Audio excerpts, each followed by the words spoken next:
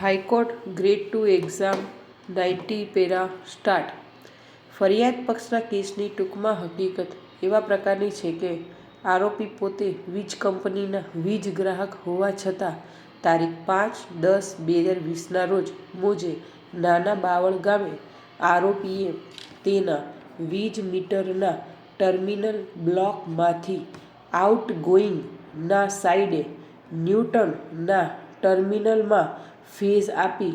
મીટરને bypass કરી મીટરને ફરતું બંધ કરી તેના ઘરમાં બલ્બ 3, ટીવી 1, પંખા 2, ફ્રીજ 2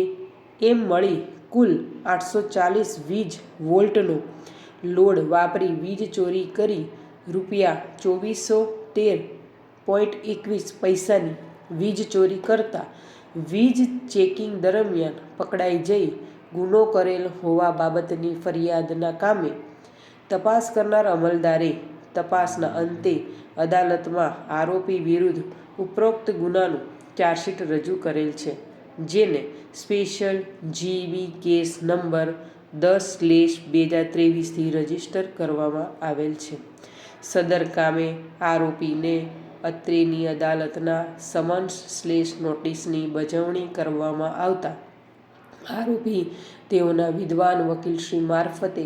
અદાલત રૂબરૂ હાજર થતાં તેઓને ચાર્જશીટ સાથેના કાગળોની નકલો પૂરી પાડ્યાની ખાતરી કર્યા બાદ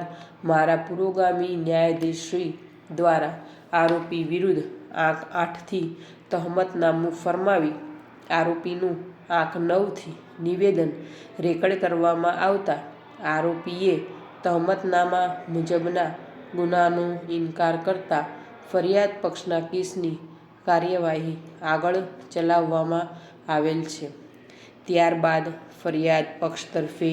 વિશેષ કોઈ પુરાવો રજૂ કરવામાં આવેલ નથી અને આંક 27થી ક્લોઝિંગ પુરશીસ રજૂ કરેલ છે. ફરિયાદ પક્ષના પુરાવાના અંતે આ કામના આરોપીનું ક્રિમિનલ પ્રોસિજર કોડની કલમ 313 લગત વિશેષ નિવેદન રેકર્ડ કરવામાં આવેલ છે, જેમાં આરોપીએ ફરિયાદ પક્ષના પુરાવાનો ઇનકાર કરેલ છે અને વિશેષમાં પૂરતો પુરાવો ન હોવા છતાં ખોટી ફરિયાદ દાખલ કરેલાનું જણાવેલ છે.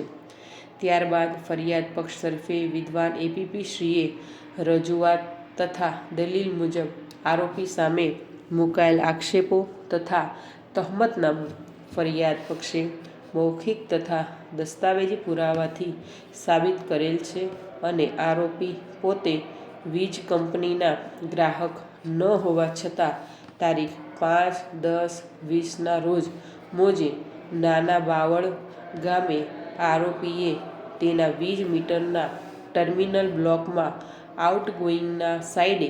ન્યૂટ્રનના ટર્મિનલના ફેઝ આપી મીટરને બાયપાસ કરી મીટરને ફરતું બંધ કરી તેના ઘરમાં બલ્બ 3, ટીવી 2, પંખા 2, ફ્રીજ 2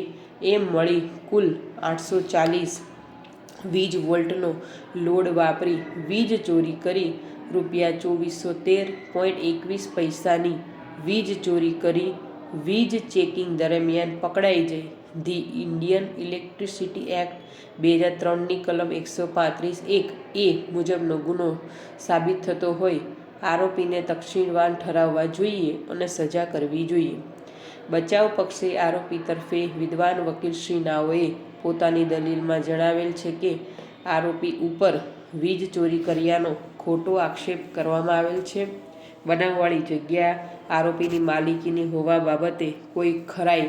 જવાબદાર અધિકારીશ્રીએ કરેલ નથી તેમજ કોઈ સ્વતંત્ર સાહેદ દ્વારા ફરિયાદ પક્ષના કેસને સમર્થન કરેલ નથી.